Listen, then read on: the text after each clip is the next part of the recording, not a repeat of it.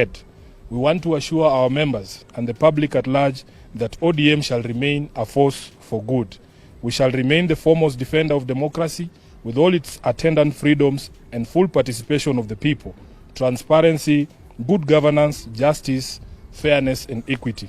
These are the values upon which this party was founded and must remain our guiding star in all engagements with issues affecting the people. We call on all our members to remember that ODM remains a distinct political party in competition with all others to win power by democratic means. To this end, we must all be guarded in pronouncements on the future of the party and particularly refrain from beating the drums of our competitors.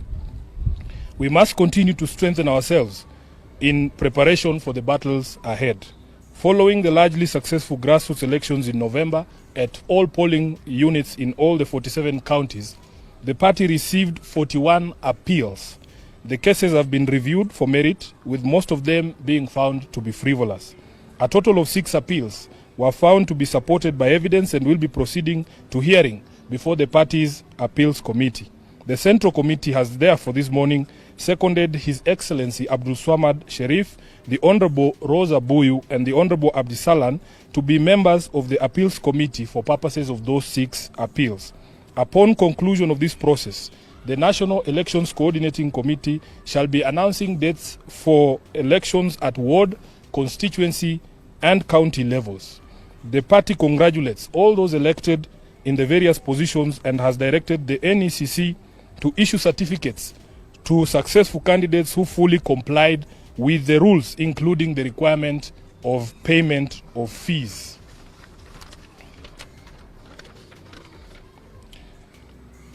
This meeting further resolved to convene a meeting of the party parliamentary group prior to the resumption of regular sittings of Parliament in February to consult with our members on priority legislative business for the party. Of foremost concern to the party is the impasse on the mediation on additional allocation to counties and the new formula on shareable revenue proposed by the CRA. We shall be imploring on our members to strongly stand up in defense of devolution and ensure that no county stands to lose in any proposed formula. The party further wishes to express concern over the delays in constitution of the IEBC selection panel that has meant denial of representation for many Kenyans in Parliament. ODM as a party is one of the most affected by this continued state of affairs. We are down 3 members in the National Assembly alone, with pending by-elections in Ugunja, Magarini and 1 nominated member, all which were held by ODM. We are aware there are court orders in place stopping the empanelment and want to urge the judiciary to expedite the resolution of these cases as a matter of national urgency. The by-elections aside, the new commissioners will require time to settle in and begin preparations for the 2027 general election. There is also the question of boundary review, and we feel as a party that we are running the risk of getting into a very serious constitutional crisis. I thank you. That is the end of the statement. Any questions? Here in the statement that all our members, the SG included, must be guarded in the remarks regarding 2027 and that we exist as a political party independent and ready to battle it out for power with all the other existing political parties. I think that should be sufficient. Yes, Eric. Yes. Two?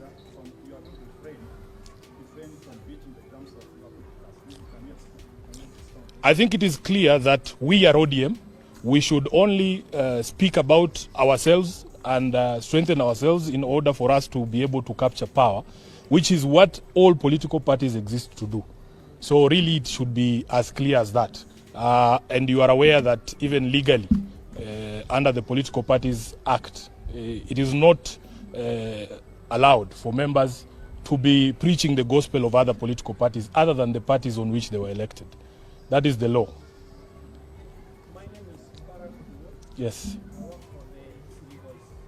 In terms of preparedness, Yes. is ODM prepared? Because Kenyans have been seeing ODM as the alternative party to form the next government.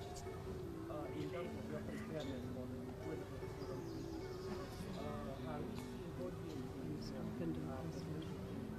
I think part of what we have addressed here and what we began last year with the grassroots elections is part of that strengthening process.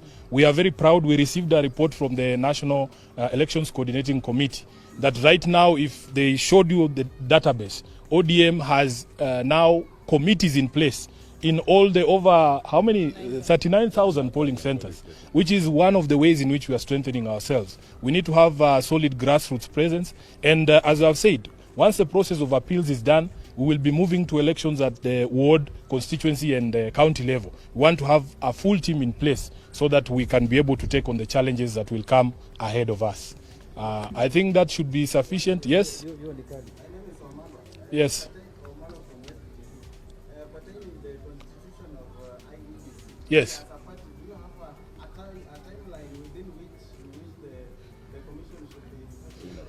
It is not in our hands because, as we said, there is a court order, I think, that was secured from a court in Kiambu, stopping the empanelment of that selection panel. What we have urged in our statement is that the judiciary now needs to consider this a national emergency and make sure that they resolve those cases as quickly as possible. In fact, the Chief Justice should give priority to those cases so that we can be able to resolve all the questions and have a panel in place, as we have said, because these commissioners who will come in will require time to settle in and to acclimatize and to also get the preparations for that election of 2027 going. Thank you very Asante much. sana.